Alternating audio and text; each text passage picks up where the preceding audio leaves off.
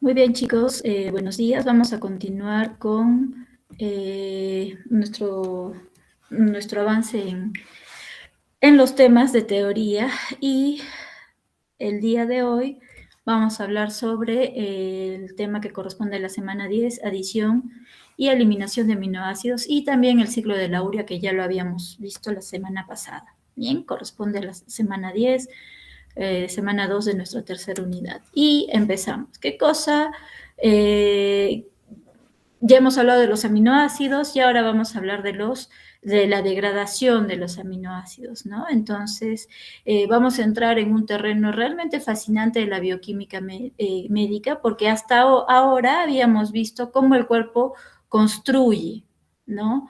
Pero hoy vamos a ver cómo lo desarma, ¿no? Entonces, habíamos dicho que los aminoácidos eran como, o las proteínas eran como ladrillitos de nuestros músculos y enzimas, y entonces la pregunta sería, ¿por qué querríamos destruirlas? ¿No? Y la respuesta es sencilla, porque por una cuestión de equilibrio y supervivencia, ¿no? A diferencia de otras biomoléculas, los aminoácidos no se pueden preservar, no se pueden almacenar, ¿no? Las proteínas.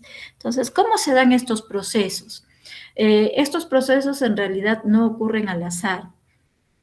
Imaginemos que cada aminoácido es una pieza de joyería, ¿no? Compuesta por una gemita. Esa gemita vendría a ser el grupo amino nitrogenado.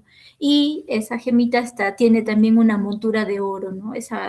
Digamos como un anillo, ¿no? La gemita vendría a ser el grupo nitrogenado y la parte de oro vendría a ser el esqueleto de carbono. Y para reciclarlos, lo primero que tenemos que hacer es separar la gemita de la montura del anillo, ¿no? Entonces, si dejamos la gema suelta por la célula en forma de amoníaco, y hemos dicho que es veneno para el cerebro, ¿no? Entonces, ¿qué procesos implica? Básicamente vamos a estudiar tres grandes momentos que deben dominar ustedes para el curso y para su vida hospitalaria, en realidad, ¿no? El primer proceso es el de la transaminación, ¿no? Es como pasar la pelota, le quitamos el nitrógeno del aminoácido y se lo pasamos a otra molécula transportadora, ¿no? Y aquí vamos a hablar de las famosas transaminasas ALT y AST, ¿no? Y estas transaminasas, ¿por qué las nombro? Porque son las que ustedes van a pedir en cada perfil hepático de sus pacientes, que cuando quieran observar cómo está trabajando ese hígado. Ese es el primer proceso, la transaminación. El segundo proceso es la desaminación oxidativa. Aquí es donde finalmente vamos a liberar el nitrógeno para mandarlo a la fábrica de recicladora, ¿no? Para que pueda ser eliminado. Y el tercer proceso es el ciclo de la urea, ¿no? Que es el gran protagonista de esta clase, porque esta es una ruta metabólica que convierte ese amoníaco tóxico en algo más soluble, ¿no? Más pacífico y que sea fácilmente eliminable, que es en urea, ¿no? Entonces, algo que podemos orinar sin morir en el intento. Bien, entonces, ¿y qué pasaría si el hígado falla en lo que vamos a ver hoy, ¿no? Entonces, el paciente, por ejemplo, entrará en coma en menos de lo que dure esta clase. Por eso es importante conocer estos procesos de detoxificación, desintoxicación, ¿no? Este grupo amino. Bien, entonces aquí estamos viendo los aminoácidos más importantes y sus derivados, ¿bien?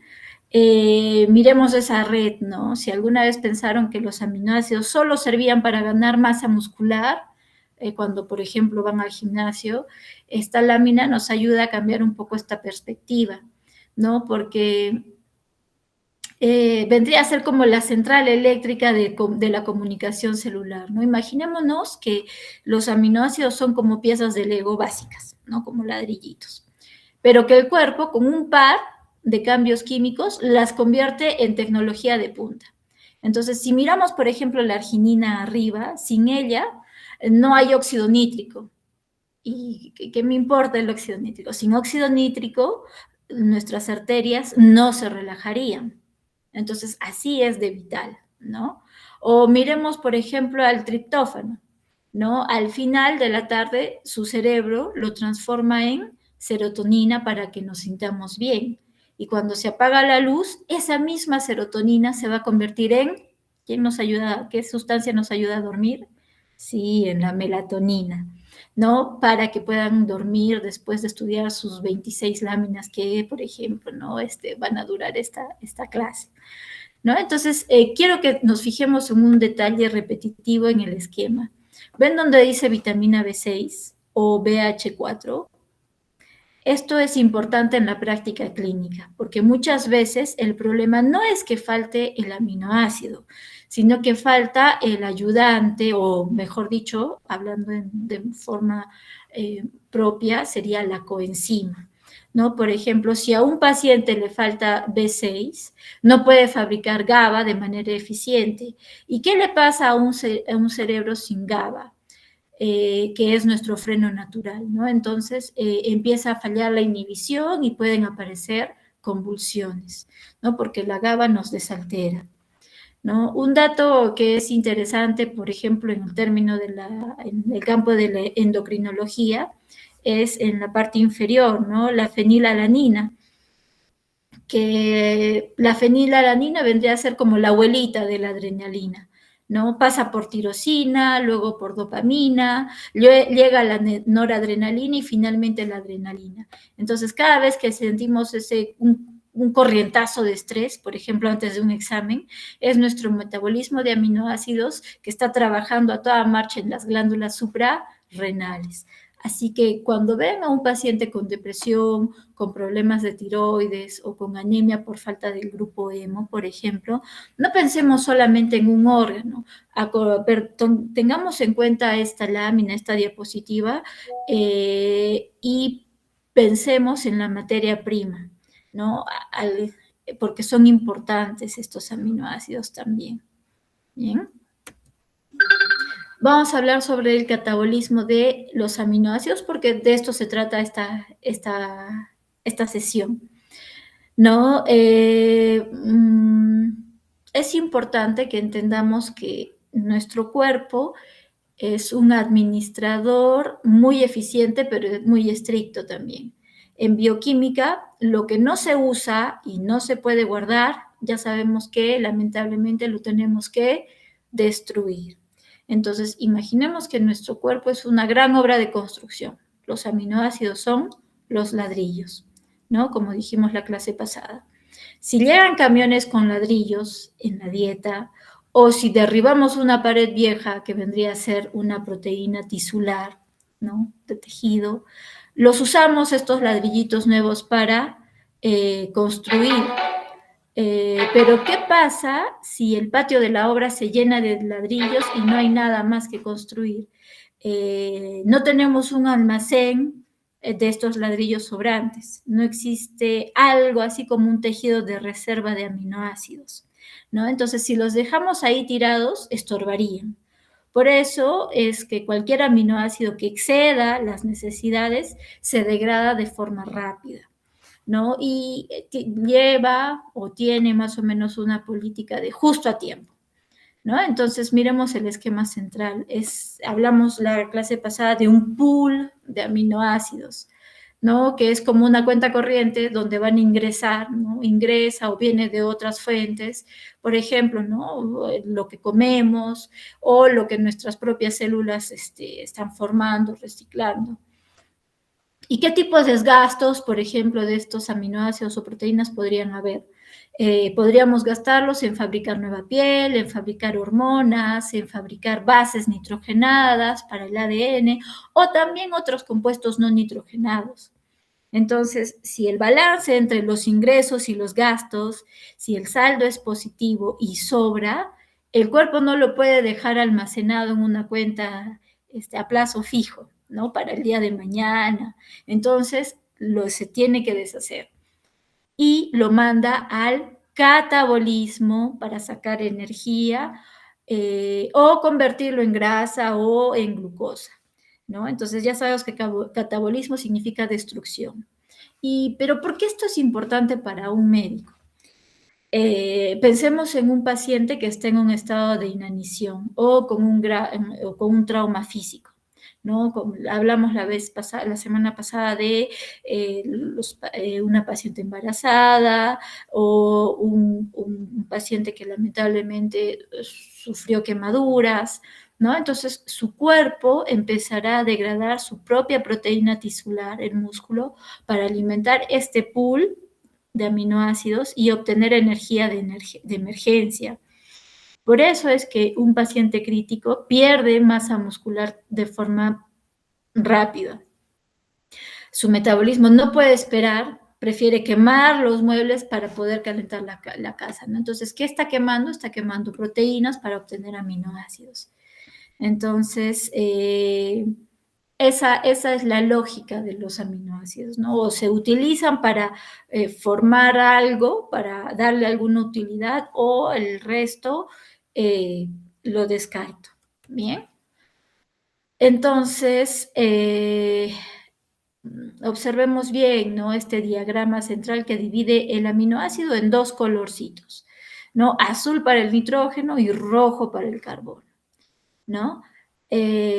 Aquí está básicamente la anatomía química de lo que vamos a ver hoy, ¿no? Lo que estamos viendo en la pantalla es la decisión más importante que toma una célula cuando decide romper un aminoácido, ¿no? Fijémonos en el lado izquierdo de la imagen, la parte azul, que es el grupo amino, ¿no? Ese nitrógeno es, digamos, el hijo problemático del metabolismo, ¿no? Si lo dejamos libre, se convierte en amoníaco, y ese amoníaco ya sabemos que no nos gusta porque es tóxico, ¿no? Altera el equilibrio de neurotransmisores, causa edema cerebral y puede llevar al paciente a un coma hepático, ¿no? Por eso sigamos la flechita hacia abajo y el cuerpo, si se dan cuenta, no pierde tiempo y lo manda directo a la fábrica de reciclaje y de toxicidad, ¿no? Que es el ciclo de la urea. El resultado, entonces, ese amoníaco, ese grupo amino, va a ser la urea, que es inofensiva y se va por la orina, ¿no? Y si vemos a un paciente con la urea muy alta en sangre, que tiene uremia, el pensamiento que deberíamos tener es, ¿están funcionando los riñones? ¿No? Pero si vemos que el amoníaco está alto, pensemos, ¿el hígado falló en su trabajo? ¿No? Entonces, ahora miremos el lado derecho de la diapositiva, ¿no? La parte rojita. Es este esqueleto de carbono, ¿no? Este esqueleto de carbono es pura energía, ¿no? Es la carne del aminoácido. Aquí el cuerpo se pone creativo y tiene 3 caminos dependiendo de lo que el paciente o el cuerpo necesite en ese momento. Si necesita azúcar, entonces sigamos la flecha azul a la izquierda, ¿no? Se va a la gluconeogénesis para poder fabricar glucosa, ¿no? Neogénesis, nueva génesis o origen de glucosa, ¿no? Y esto es lo que mantiene vivo a un paciente que no ha comido en 24 horas, por ejemplo, ¿no? Luego de un gran estrés. Si necesitara azúcar, necesita energía inmediata, entonces miremos el círculo, ese punteadito en el centro, ¿no? Que entonces entraría al ciclo de Krebs para poder generar ATP. Sobre energía, entonces seguimos la flechita hacia abajo y entonces se convierte en acetilcoenzima A y de ahí ese acetilcoenzima A, habíamos dicho también cuando hablábamos de los lípidos que eran también como leguitos, ¿no? Y ese acetilcoenzima A, si se va juntando de 2, de 2, de 2, de 2 en cadenas hasta llegar a 16, puede convertirse en ácidos grasos o, si no, si ya me estoy quedando sin energía, ese acetilcoenzima A también podría seguir otra ruta, la cetogénesis, para construir cuerpos cetónicos, ¿no? Entonces, el exceso de proteínas también puede convertirse en grasa abdominal, ojo, ¿no? En resumen, del aminoácido sacamos entre el 10 y el 15% de nuestra energía diaria. No es nuestra fuente principal, porque nuestra fuente principal de energía son los carbohidratos y las grasas, pero nuestro sistema de respaldo es bastante importante, ¿no? Entonces, en bioquímica nada se desperdicia, ¿no? Todo más bien se transforma, pero para aprovechar el carbono, por ejemplo, primero hay que neutralizar al nitrógeno, ¿no? Y de eso es los 3 procesos de los cuales vamos a hablar en esta clase, ¿bien? Entonces, chicos, miremos esta diapositiva como si fuese un tablero de control, ¿no? Tenemos 20 tipos de aviones diferentes o 20 aminoácidos y todos deben aterrizar en solamente 7 pistas disponibles, ¿no? Imaginemos que tenemos un paciente con una desnutrición severa. Su cuerpo va a empezar a romper sus propios músculos para obtener estos intermediarios. Si el paciente necesita mantener su cerebro funcionando, usará los aminoácidos glucogénicos para fabricar glucosa. Si el cuerpo está en un estado de cetosis, se apoyará entonces en los cuerpos, en los cetogénicos, ¿no? En los aminoácidos cetogénicos. La clase pasada también hemos hablado de estos 2 tipos de aminoácidos, ¿no? En los aminoácidos glucogénicos y en los cetogénicos. Ahora fijémonos en los términos del centro. Dice transaminación, desaminación y descarboxilación, ¿no? Estos son los 3 procesos, digamos, quirúrgicos de la bioquímica para tratar los aminoácidos. Explicado de forma breve, la transaminación es como cambiarle el motor de un auto, ¿no? Le mueves el grupo amino de un lugar al otro, simplemente. La desaminación es como quitarle el motor definitivamente para mandarlo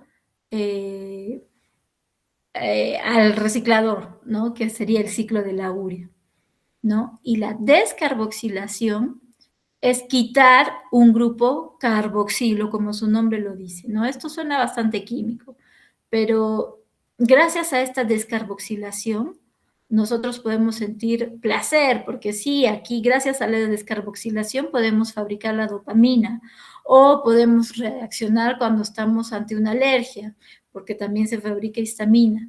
Entonces, la descarboxilación también es importante. Bien, un detalle que a veces confunde a algunas personas es que la diferencia entre ser glucogénico, aminoácido glucogénico y cetogénico. Pensemos en el acetilcoenzima A, como si fuese una calle de un solo sentido, que lleva a la grasa o hacia los cuerpos cetónicos. Una vez que un aminoácido se convierte en acetilcoenzima A, ya no hay vuelta atrás, ¿no? Va hacia la glucosa. Por eso la leucina y la lisina son rebeldes que no pueden ayudar a subir el azúcar en sangre, ¿no? Entonces, aprendamos estos diferentes 7 destinos finales, que es el piruvato, el oxalacetato, entre otros, porque cada vez que hablemos de una enfermedad metabólica hereditaria, el problema será en qué aminoácido no puede aterrizar en la pista correspondiente. Bien, entonces pasamos a la siguiente diapositiva. Ahora, esta diapositiva nos explica por qué el hígado es un centro de logística realmente increíble. La eliminación del nitrógeno es como una carrera, digamos, de postas. ¿Por qué? Miremos en el primer recuadro, ¿no? Dice transaminación. Imaginemos que el grupo amino es como una papa caliente, una pelota, ¿no? El aminoácido no puede simplemente soltarla porque quemaría la célula, porque es tóxico. Entonces busca a un receptor, ¿no? Que vendría a ser un alfa-cetoglutarato para pasarle a él este grupo amino. Y cuando el aminoácido le pasa ese nitrógeno al alfa-cetoglutarato, entonces ese alfa-cetoglutarato se convierte en glutamato. Pero ¿para qué hacemos esto? Porque es más fácil tener a todos los operarios entregando sus paquetitos a un solo mensajero. ¿Cuál es el mensajero? El glutamato, ¿no? Que puede tener 20 rutas distintas hacia la salida. Las transaminasas, las enzimas, vendrían a ser los operarios junto a su coenzima, ¿no? Por eso es que cuando el hígado se daña por un virus o por alcohol, ¿no? U otras razones, estas enzimas transaminasas se escapan a la sangre y eso es lo que nosotros medimos en el laboratorio, ¿no? Cuando pedimos análisis, como la TGO y la TGP, ¿no? O la ALT y AST. ¿No? Ahora miramos el segundo recuadro. Dice dexaminación oxidativa, ¿no? Aquí es donde el glutamato, nuestro mensajero, llega a la meta, ¿no? Va a entrar a la mitocondria y le va a decir, aquí traigo nitrógeno. Entonces, la enzima glutamato deshidrogenasa lo va a desarmar, le quita el nitrógeno finalmente y lo va a liberar como amoníaco.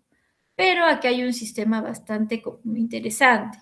Quitarle ese nitrógeno al glutamato, entonces la molécula receptora se vuelve a convertir en alfa-cetoglutarato. Es decir, que el receptor se recicla nuevamente, el alfa-cetoglutarato se vuelve a reciclar para volver a la primera etapa de la transaminación, ¿no? Y recoger otro grupo amino, ¿no? Entonces, este es un ciclo perfecto de economía circular porque recibe el grupo amino del aminoácido, se convierte en glutamato cuando recibe el grupo amino, se lo deja en la mitocondria, y ese alfa-cetoglutarato nuevamente va para seguir haciendo el trabajo, ¿no? Para ir trayendo más grupos aminos, como glutamatos, ¿no? Entonces, acá hay un detalle también. Observemos que esta reacción produce NADH o NADPH, ¿no? O NADH fosfato. Esto significa que mientras nos deshacemos de este grupo amino que no me sirve, también estamos capturando energía en forma de electrones. Entonces, el cuerpo tiene también sus formas para tener energía, ¿no? Es como un sistema de relevos, ¿no? Si el nitrógeno no llega al glutamato o si el glutamato no puede soltarlo, el nitrógeno entonces comenzaría a acumularse y el paciente se nos podría complicar. Y vamos a ver quiénes son los protagonistas de este proceso, ¿no? A nivel enzimático. Y acá van a ustedes ver en la parte, en la guía que les he puesto, en el documento que les voy a indicar, les voy a dar, que hablo sobre un regulador alostérico.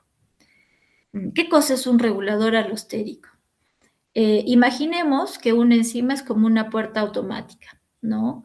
El sitio activo es el sensor que detecta a alguien y abre esa puerta automática, ¿no? Cuando se abre la puerta automática ocurre una reacción química.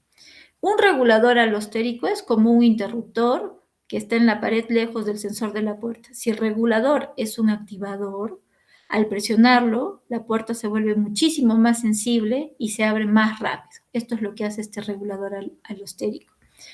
Pero si el regulador fuera inhibidor, entonces la puerta se bloquea o se vuelve pesada, ¿no? Entonces, hagamos este paréntesis porque esta palabra alostérico la van a escuchar a partir de hoy probablemente muchas veces y durante su carrera, ¿no? ¿De dónde viene esta palabra? Viene del griego alos, que significa otro, y estéreos, que significa espacio o forma.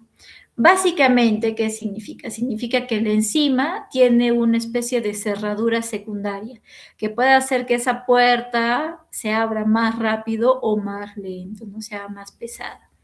Entonces, imaginemos que la enzima es como un autito. El sitio activo es el pedal del acelerador, pero tiene un regulador alostérico que es el botón en modo eco o en modo sport, ¿no? Eco, para que no consuman tantos. Los carros modernos ahora tienen este botón eco, ¿no? Que no es un acelerador y si lo presionamos, el motor cambia un poco, ¿no?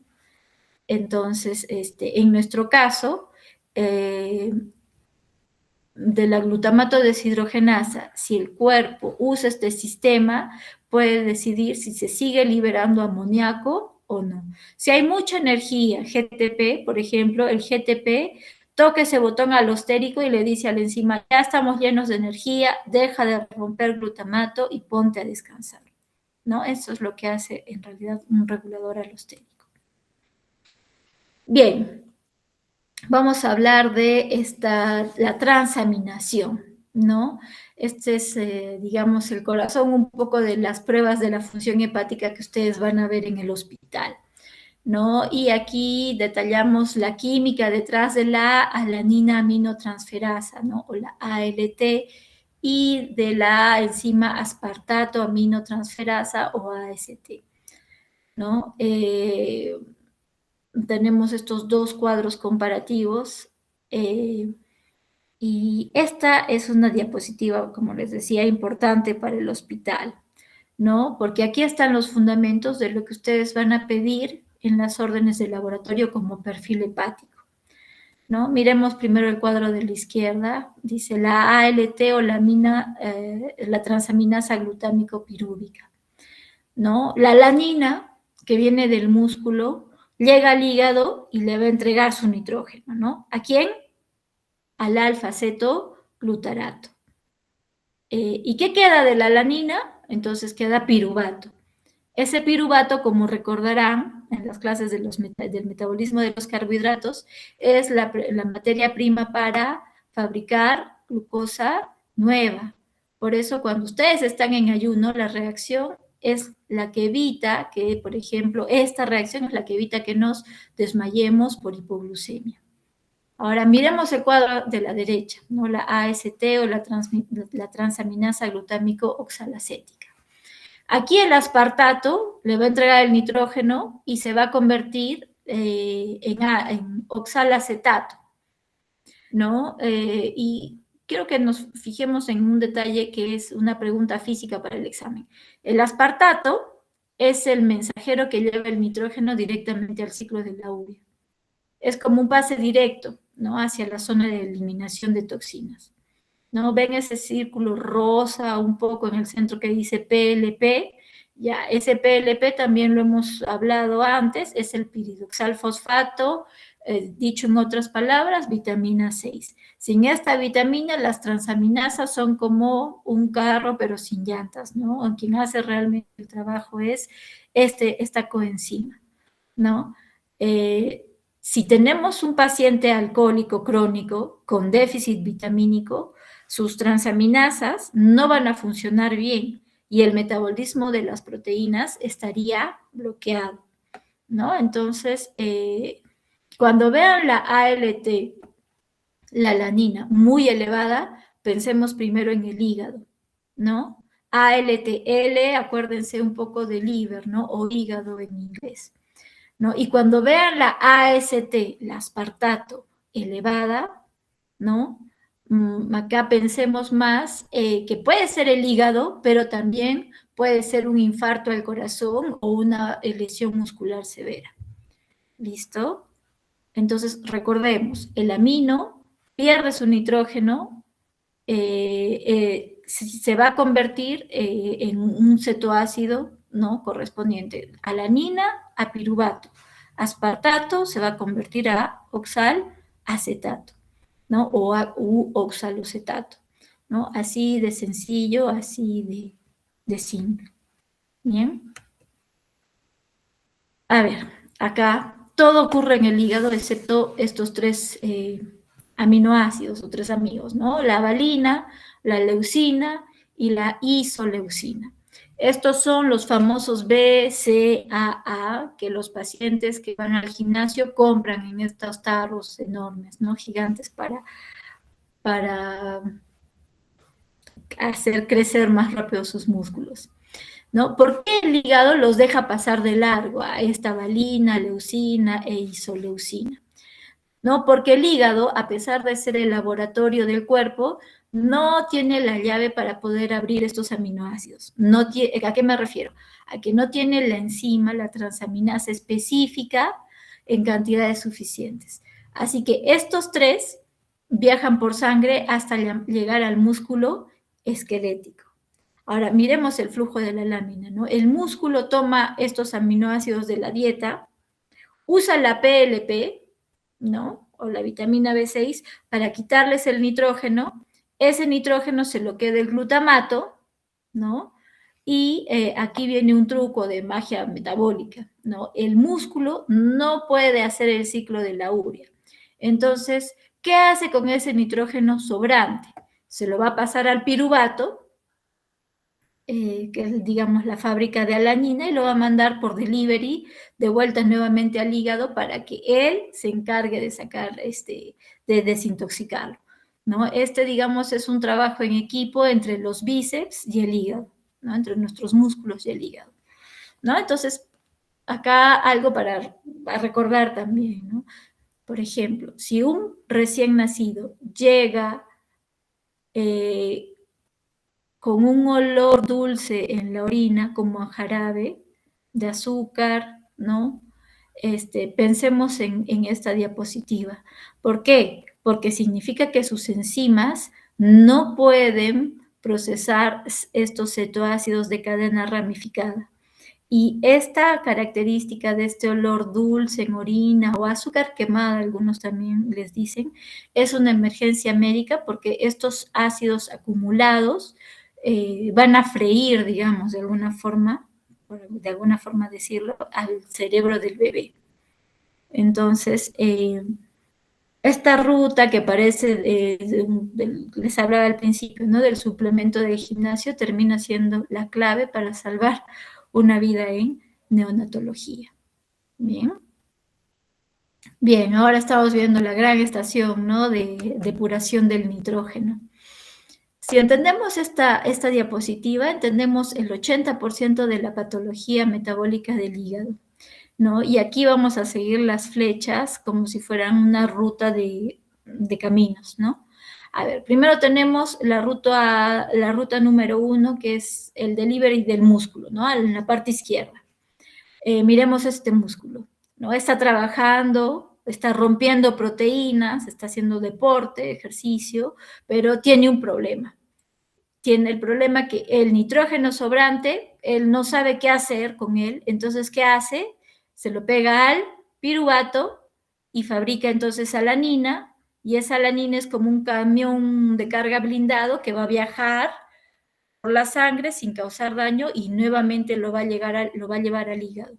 El hígado recibe este camioncito de alanina, descarga el nitrógeno y ese nitrógeno va para la urea y usa este piruvato para fabricar glucosa y mandársela de nuevo ¿a quién? Al músculo, ¿no? Este es el ciclo de la glucosa-alanina, ¿no? Es un ciclo eficiente al 100%. ¿Listo? Entre el músculo y el hígado. Vayamos a la ruta 2, ¿no? Que es el transporte de emergencia en la parte de arriba. A ver, ¿ven la glutamina? En la parte de arriba. Si la alanina era como un camioncito de carga, esta glutamina viene a ser como una ambulancia. ¿Por qué? Porque es la forma más segura de mover el amoníaco desde el cerebro y otros tejidos. Esta glutamina requiere de ATP y de magnesio, ¿no? Al llegar al hígado, va a trabajar con una enzima, la glutaminasa, ¿no? Y esta glutaminasa, ¿qué va a hacer? Corta el nitrógeno y lo va a liberar, ¿no? Luego tenemos la ruta 3, que es el regalo de las bacterias, ¿no? En la parte derecha, ¿no? En la parte derecha ahí con el intestino, miren, acá está el dibujito del intestino. Sus bacterias están ahí abajo produciendo amoníaco todo el tiempo. Ese nitrógeno sube directamente por la vena porta al hígado. Acá se me ocurre una pregunta rápida, clínica. Si su paciente tiene el hígado destruido por cirrosis, tiene cirrosis, ¿qué pasaría con ese amoníaco bacteriano? No se puede convertir en urea. Sube al cerebro y el paciente empieza a delirar. Por eso a esos pacientes se les da la lactulosa. ¿Por qué? ¿Qué hace el medicamento de la lactulosa? atrapa ese amoníaco en el intestino antes de que pueda subir. Bien, bueno, ya me salió un poquito del tema para hablarles un poco de la lactulosa, pero sigamos, ¿no? En el centro de mando, los reguladores de la parte de abajo, miren ese círculo azul, en el centro del hígado, ¿no? Ahí está la glutamato deshidrogenasa, ¿no? Y va a ser, como les decía la semana pasada, ¿no? Como un embudo donde va a caer todo, ¿no? Pero fíjense en los porteros de esta enzima o los reguladores alostéricos, ya sabemos, ¿no? Que hacen que más rápido se abra o menos rápido se abran esas puertitas, ¿no? Tenemos el ADP y la leucina, le van a decir, sigue trabajando más rápido, necesitamos energía, ¿no? Hace que se trabaje más rápido. Pero tenemos también los que frenan, que son el GTP y el ATP, que le dicen, ya tenemos suficiente energía almacenada, ya deja de trabajar, ¿no? Entonces, esta es la forma como el hígado coordina todo. Recibe estos camioncitos del músculo, ¿no? Recibe, por otro lado, las ambulancias que vendrían a hacer la glutamina, ¿no? De los tejidos y desechos del intestino, todo para que el amoníaco no llegue a la sangre general, ¿no? Entonces, si el hígado falla, estas flechitas se convertirían, se invertirían, mejor dicho, y todo se estancaría, ¿no? Entonces, esto es importante para saber todo el trabajo que hace el hígado, ¿no? Ya, eso para deshacernos del nitrógeno porque es tóxico, ¿no? Pero, como les decía, ¿no? Imaginémonos que es como un anillito, la gema es el nitrógeno, pero el resto es el esqueleto de carbono, ¿no? Aquí estamos conectando en realidad la degradación de las proteínas con las otras vías metabólicas, ¿no? Que podría ser el ciclo de Krebs, ¿no? Entonces, aquí esto nos permite profundizar en cómo cada aminoácido también tiene un asiento reservado para las vías metabólicas energéticas. Bien, entonces, aquí en esta imagen nos permite un poco unir lo que hemos estudiado desde las primeras semanas, ¿no? Si el metabolismo no fuera como una ciudad, el ciclo de Krebs sería como la plaza principal, porque ya sabemos que el ciclo de Krebs es de donde obtenemos bastante energía, ¿no? Y en donde al final, como el ciclo de Krebs puede recibir las fuentes de moléculas de diferentes lugares, ¿no? Entonces, para que sea eficiente, ¿no? Entonces, acá ya no estamos viendo aminoácidos como comida, sino ahora lo vamos a ver como un combustible, ¿no? Cada aminoácido tiene una puerta de entrada diferente a este ciclo, ¿no? Entonces, fijémonos en los grupos de colores. Ven a la alanina, la serina acá arriba. Entonces, por ejemplo, la alanina, la serina entran por la puerta del piruvato, ¿no? Estas son las más rápidas en convertirse en energía. Pero abajo tenemos la metionina y la valina. Estas tienen que dar como un camino, hacer un camino un poco más rápido para poder entrar por el succinilcoenzima A, ¿no? Y esto es importante si el paciente tiene, por ejemplo, deficiencia de vitamina B12, perdón, esa puerta de succinilcoenzima A se traba y estos aminoácidos empiezan a acumularse y podrían causar estragos metabólicos. Entonces, ¿por qué decimos que dan entre el 10 al 15% de energía los aminoácidos? En realidad, fijémonos un poquito en las flechas un poco grises, ¿no? Que salen del círculo. Cada vez que un esqueleto de carbono da una vuelta, es como que les estuviéramos exprimiendo a la molécula para sacarle estos electrones, ¿no? Estos electrones se suben al NAD y al FAT, que son sus transportadores de energía, sus pivot, y se van a ir estos electrones a la cadena respiratoria para fabricar ATP, ¿no? Ahora, recuerden que dijimos que habían algunos aminoácidos, que algunos eran cetogénicos. Miremos la leucina, la lisina que están ahí en rojo, ¿no? Ellos van a entrar directamente por acetilcoenzima A, y como el acetilcoenzima A no puede volver a ser piruvato, estos son los aminoácidos que van a terminar para convertirse finalmente en cuerpos cetónicos o en grasa si no quemamos esa energía. Por eso, una dieta puramente proteica también puede sacarnos de una cetosis, si es que nos estamos excediendo con aminoácidos glucogénicos. Cuando ustedes vean un paciente caquéctico, con los músculos consumidos por algún tipo de enfermedad crónica, como por ejemplo el cáncer, imaginen que este ciclo está girando a toda velocidad, está devorando todos los aminoácidos musculares para que el corazón pueda seguir latiendo. ¿No? El cuerpo está, digamos, rompiendo, sacrificando su estructura, que es el músculo, para poder mantener encendida la chispa de la vida a través de este ciclo de Krebs. Bien, esta es una extensión simplemente, ¿no?, de la lámina anterior, ¿no? Pero con un enfoque desde un punto de vista patobioquímico, ¿no? Y las consecuencias del exceso. Aquí estamos tratando de conectar un poco la nutrición moderna con las enfermedades crónicas no transmisibles. Bien, y se habla de una ingesta excesiva o de resistencia a la insulina. Siempre nos han dicho que las proteínas son buenas, ¿no?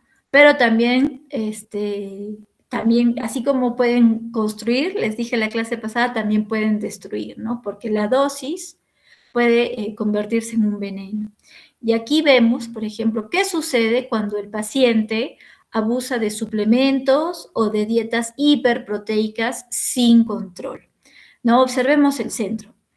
Muchos aminoácidos están entrando con fuerza bajo la forma de acetilcoenzima A.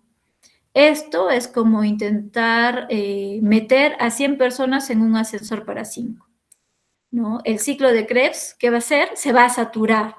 ¿Y qué pasa cuando el ciclo de Krebs se satura? No va a poder girar más rápido. Entonces empieza a producirse un exceso de NASH y de NASH fosfato. Y ustedes me van a decir, pero el NASH fosfato, eso es energía. No.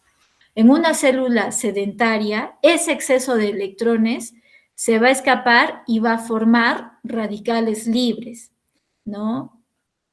Es como que si, digamos, ¿no? Imagínense una casa con chimenea, empieza a soltar chispas hacia la sala, ¿no? Y empieza esas chispas, que vendrían a ser los radicales libres, podrían quemar muebles, ¿no? Podrían causar un incendio.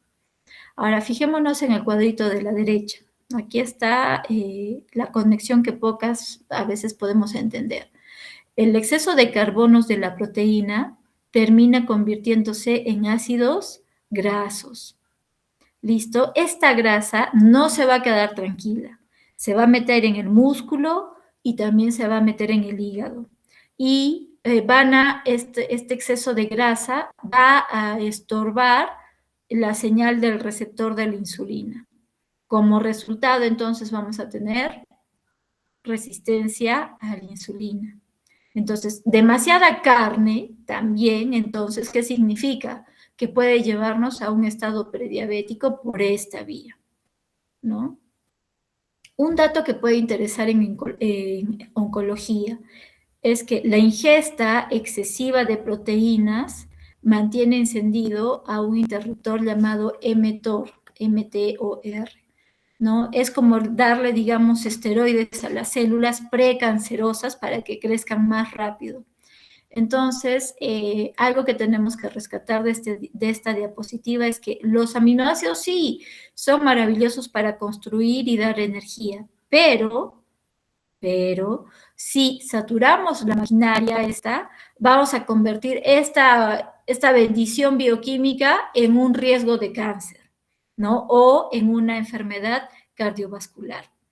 Entonces, de ahí también es que es muy importante el ciclo de la urea, que funcione bien a la perfección para poder sacar al menos ese nitrógeno para evitar un desastre, ¿no? Entonces, el ciclo de la urea es súper importante también.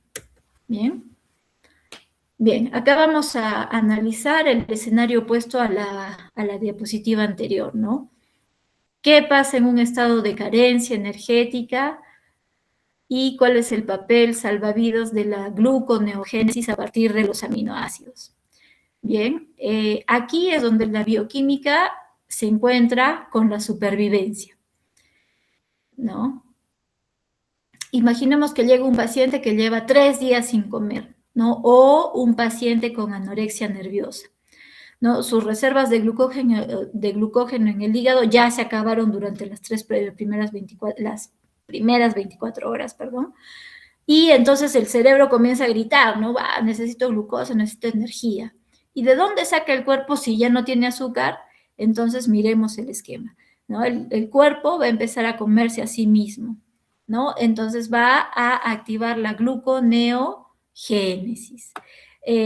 Pero para fabricar glucosa necesitamos ladrillitos y esos ladrillitos vendrían a ser los aminoácidos glucogénicos.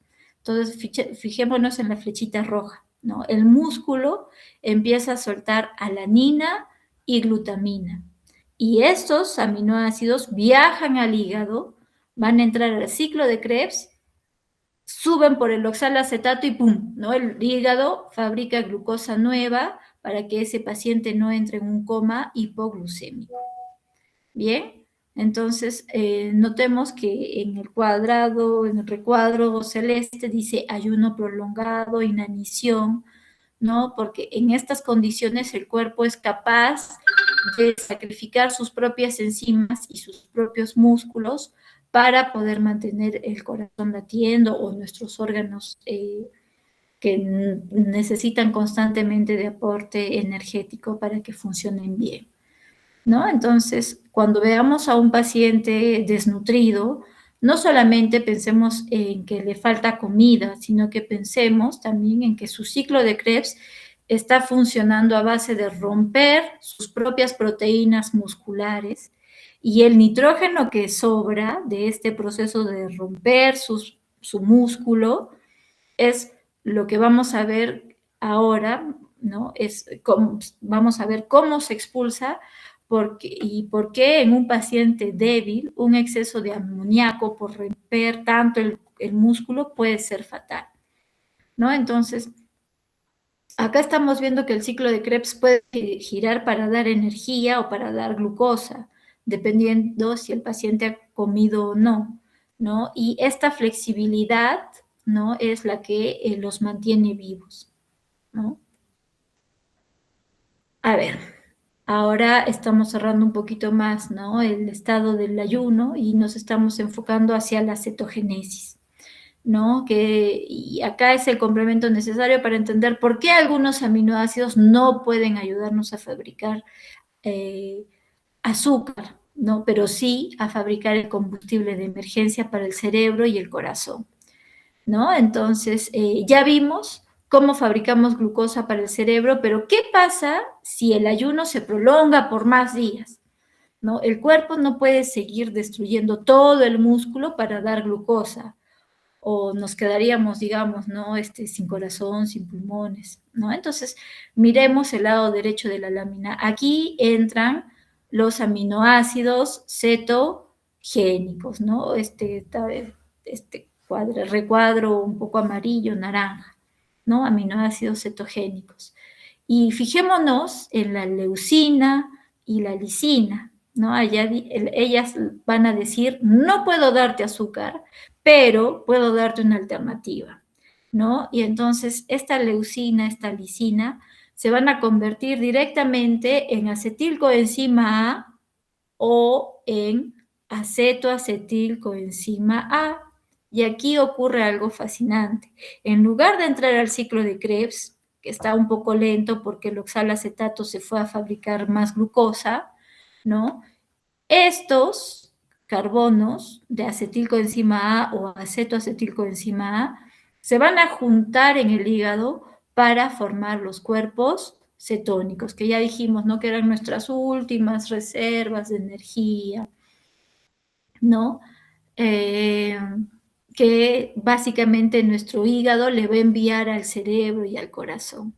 ¿no? Entonces, digamos, ¿no? Pensémoslo un poco así. Si la glucosa es como dinero en efectivo que se acaba rápido, los cuerpos cetónicos vendrían a ser como una reserva de emergencia, ¿no? Y gracias a que aminoácidos como el triptófano o la fenilalanina pueden hacer este trabajo, el cuerpo deja de romper tanta proteína muscular, ¿no? Estos aminoácidos cetogénicos son como una especie de seguro de vida metabólico. Así que cuando vean ustedes a un paciente en un estado de cetosis, con una dieta, como en una dieta cetogénica o en ayuno, piensen en que el hígado está utilizando estos esqueletos rojos para poder fabricar ese combustible alternativo, ¿no? Pero ojo también, si el paciente, por ejemplo, es un paciente diabético tipo 1, este proceso se sale de control y pasamos de una adaptación saludable a una cetoacidosis diabética, y esto se considera una emergencia médica, ¿no? Porque el exceso de estos cuerpos cetónicos, ¿qué hace? Acidifica la sangre, ¿no? Entonces, como ya sabemos que en bioquímica todo es equilibrio, si el paciente tiene una cetoacidosis diabética, entonces acá ya esto es grave, ¿no? Entonces, hay una clara diferencia, ¿no? Entre el camino azul de la glucosa y el camino roja de la acetosis, ¿no? ¿Listo? Son dos cosas diferentes. Bien. Ya. Acá estamos, dejamos de ver un poco los aminoácidos como simples piezas de construcción o de combustible para verlos como precursores de la química del pensamiento y de la supervivencia, ¿no? Habíamos hablado hasta antes que los aminoácidos son como ladrillitos para el músculo o carbón, digamos, materia prima para la caldera del ciclo de Krebs para formar energía, ¿no? Pero en esta diapositiva nos muestra que los aminoácidos son en realidad, ¿cómo explicarlos? Los arquitectos de nuestra conducta y fisiología. Miremos en la parte superior, ¿no? Tenemos la arginina. No solamente sirve para el ciclo de la urea, que es la que nos va a dar el óxido nítrico, y ya sabemos que ese gas de óxido nítrico dilata nuestras arterias y permite que el corazón se irrigue bien, ¿no? Vámonos al cerebro, ¿no? Si no estamos felices hoy, tenemos que darle gracias al triptófano, ¿no? Por su dosis de serotonina. Estamos alertas y concentrados en esta clase, entonces tenemos que darle gracias a la fenilalanina, ¿no? Que se está convirtiéndose en dopamina y en norepinefrina, ¿no? Y fijémonos en los ayudantes rosas, con letras rosas allí, ¿no? Tenemos la vitamina B6, la vitamina C y la BH4. Sin vitamina C no hay norepinefrina, perdón. Sin vitamina B6, el glutamato no se convierte en GABA, y sin GABA el cerebro no puede frenar y entramos en un estado de ansiedad o convulsiones. Esto a veces, bueno, se puede considerar como, un minuto, por favor, ya está. Ya, esto es como, es importante en la medicina, ¿no? ¿Por qué? Porque todo está en equilibrio, ¿no? Y a veces, por ejemplo, un problema neurológico de un paciente no es necesariamente estructural, puede ser una falta de estos ayudantes químicos, ¿no? Miremos también la glicina, ¿no? Es pequeñita, pero por ejemplo, sin esta glicina no podría existir el grupo hemo, y sin el grupo hemo no habría hemoglobina, ¿no? Entonces, un paciente con problemas en el metabolismo de la glicina terminará seguramente con una anemia que no se cura con hierro, porque le falta el marco, ¿no? Donde encajar ese hierro, ¿no? Entonces, si vemos el cuadro completo, los aminoácidos son aquellos que nos permiten pensar, dormir, reaccionar, oxigenarnos, ¿no? Cada cada flecha en esta diapositiva es un fármaco potencial o una enfermedad que van a tratar en el futuro. Bien.